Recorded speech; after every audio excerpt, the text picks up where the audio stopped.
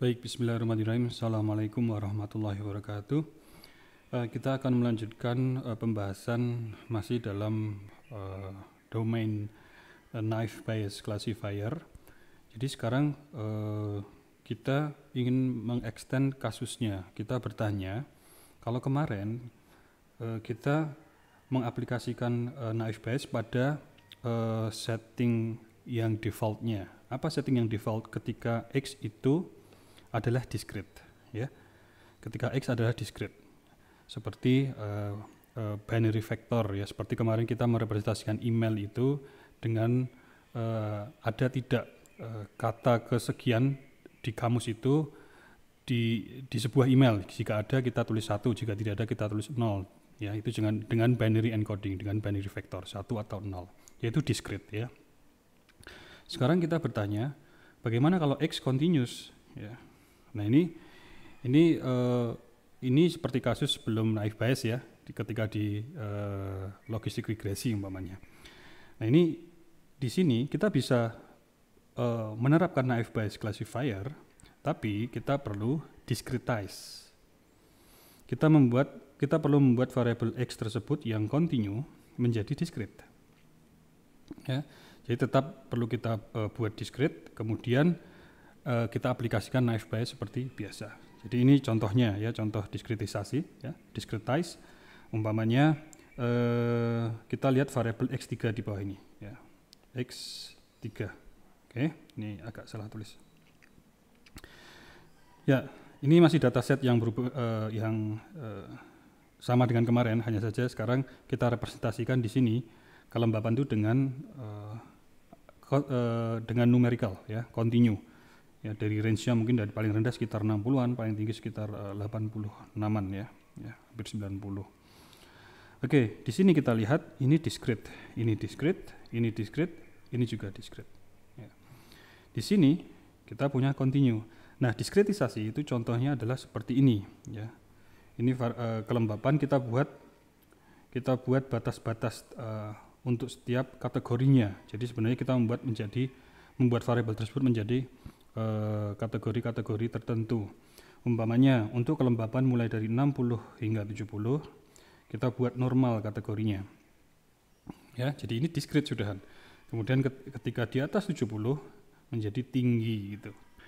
Nah, ini siapa yang menentukan baiknya, ya, threshold ini itu yang berdasarkan studi literatur atau background knowledge pada domain tersebut. Kalau ini kan tentang cuaca, ya. Jadi kalau sudah ada literaturnya, kita berbasiskan itu, gitu. Nah, nanti in case belum ada, nah itu perlu sebuah diskusi di mana kita memutuskan supaya lebih bijak, tidak ngawur, gitu, ya. Jadi threshold ini juga harus berhati-hati. Kalau ada background knowledge-nya akan sangat bagus. Tapi kalau belum ada, dan ini lumrah, ya, diskretisasi ini banyak dilakukan di berbagai domain keilmuan juga, yaitu nanti ada pada kasus ketika kita tidak punya background knowledge, ya kita nanti buat berdasarkan diskusi yang kuat untuk menjadi dasar argumen, gitu. Baik, ya, ini contohnya. Jadi nanti ketika saya punya nilai 71, maka saya kategorikan menjadi tinggi. Ketika saya menjadi 80 masih tinggi, di sini masih tinggi, dan seterusnya. Nah, ini 65 dia masuk normal. 68 masih masuk normal, dan seterusnya. Nah, kalau kita convert, ini hasil dari diskretisasi, ya. Ini nanti kita lihat sebagian masuk ke tinggi, sebagian masuk ke normal yang biru, ya. Nah, jadilah ini data set hasil diskretisasi lagi, yang barusan kita bahas. Langkah selanjutnya kita lakukan knife bias classifier secara biasa. Oke, itu tadi diskretisasi, discretization, ya. Oke, sekarang kita akan lanjut ke Laplace smoothing, ya. Laplace smoothing ini sekarang ini masih dalam konteks knife bias. Bagaimana, ya, jika kita dihadapkan pada suatu kondisi di mana nilai sebuah variabel itu tidak pernah terjadi di dalam sebuah dataset. Contohnya begini. Ya, ini, ya, kita masih menggunakan dataset yang sama. Perhatikan di variabel cuaca itu ada 3 kemungkinan. Cerah, hujan, mendung. Oke, untuk ini ya. Tapi kita lihat di dataset ini, dari 3 kemungkinan nilai ini, cerah tidak pernah muncul. Ya, coba teman-teman perhatikan di sini. Cerah tidak pernah muncul. Oke, padahal dia adalah satu di antara 3 kemungkinan nilai X1. Ya. Nah, hal ini bisa membuat perhitungan ya, probabilitas, ini kita lihat, estimasi untuk probabilitas cerah pada kelas Y, pada Y sama dengan 1, kelas main tadi, dan juga estimasi dari probabilitas cuaca itu cerah pada kelas tidur Y sama dengan 0 itu menjadi 0. Ya. Karena tadi tidak ada, jadi perhitungannya nanti di sini itu menjadi 0. Ya. Oke, karena di sini tidak pernah ada. Gitu.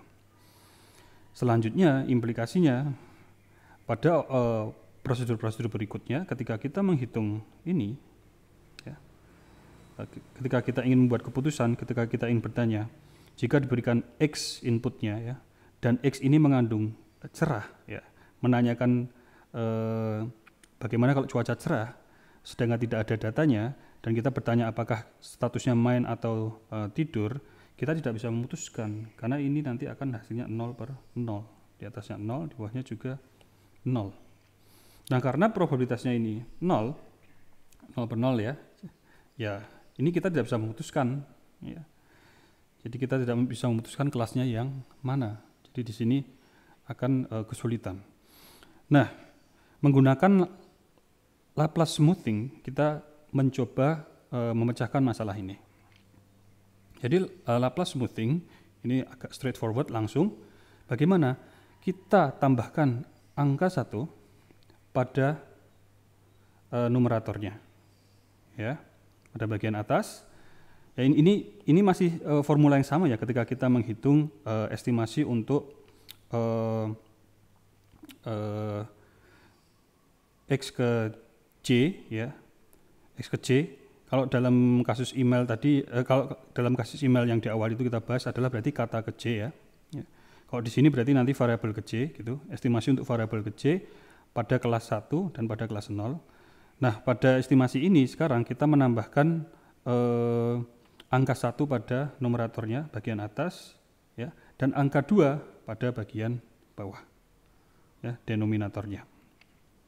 Oke, jadi cukup simple, ini disebut Laplace smoothing. Ini untuk mencegah supaya yang tadinya 0 di sini itu plus 1. Oke, nah begitu. Nah, ini kita perlu melakukan pada estimasi dua entitas ini. Ya. Ketika kita melakukan estimasi terhadap PY sama dengan 1, ingat kita punya tiga entitas yang perlu kita estimasi di naive Bayes.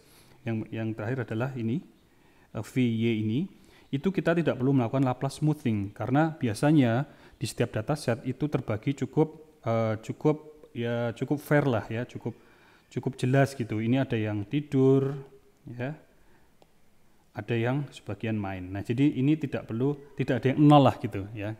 Jarang yang 0, kecuali ada 0 berarti kita perlu Laplace smoothing. Tapi rata-rata ini jarang terjadi bahwa salah satu kelas itu 0 gitu.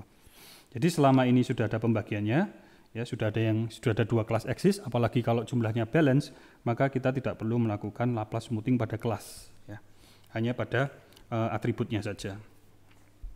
Oke. Nah, sekarang kita coba terapkan ya. Jadi intinya plus 1 di atas, plus 2 di bawah. Nah, oke. Sekarang contohnya. Sekarang dengan dataset ini seperti yang tadi, ya, tidak ada nilai cerah di sini. Kita bertanya, apa kelasnya jika inputnya adalah cuaca cerah, suhu sedang, oke, kelembapan tinggi, dan tidak berangin. Bagaimana kita mengklasifikasikan input ini? Ya, tanpa Laplace smoothing hasilnya akan 0, ya, karena cuaca cerah di sini tidak ada. Menggunakan Laplace smoothing kita lakukan proses seperti ini, ya. Tadi kita kembali ke formulanya. Jadi kita hitung pertama di sini ya, seperti yang kita lakukan di video sebelumnya. Kita menghitung dulu px1 sama dengan cerah given kelas main ya. Kita kumpulkanlah kelas main. Jelas di sini tidak ada yang cerah. Maka ini dia 0/9 ya. Di 0 ini di atasnya tadi ditambah 1, di bawahnya ditambah 2. Itu ya. Jadi sekarang kita punya 1/11. Ya, tidak jadi 0 kan, jadi 1/11. Terus kita lakukan juga untuk semua atribut sama, walaupun sedang ini ada ya di kelas main ya, tetap kita sekarang lakukan Laplace estimator karena di sini sudah melakukan Laplace smoothingnya. Ya.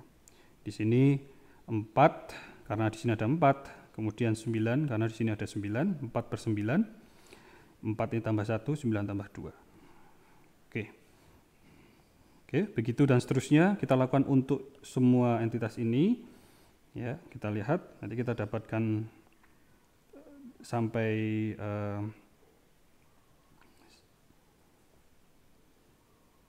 sampai sini ya. Ini sudah kita dapat. Nah, yang terakhir untuk PY sama dengan 1 atau tadi VY itu tidak perlu kita gunakan Laplace estimator karena tadi biasanya itu selalu ada 2 kelas yang eksis, maksudnya seluruh kelas eksis lah gitu, ada, ya, tidak missing seperti di sini nilai cerah. Di sini langsung saja kita 9 di antara 14, ya 9 ini di antara 14.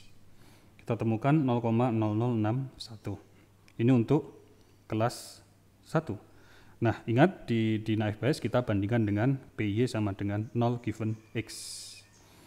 Nah, ini kalau kita lakukan yang serupa pada PY sama dengan 0 given X, kita lakukan langkah yang sama. Ini singkat cerita kita dapatkan 0,0120 ya. Kalau kita bandingkan keduanya lebih tinggi yang di kelas 0 ya. Untuk itu maaf ini saya typo ya ini. Ini saya ada typo ya. Karena tinggi di kelas PY sama dengan 0, maka kita klasifikasikan bahwa dia masuk kelas 0 dan dia tidak main alias tidur.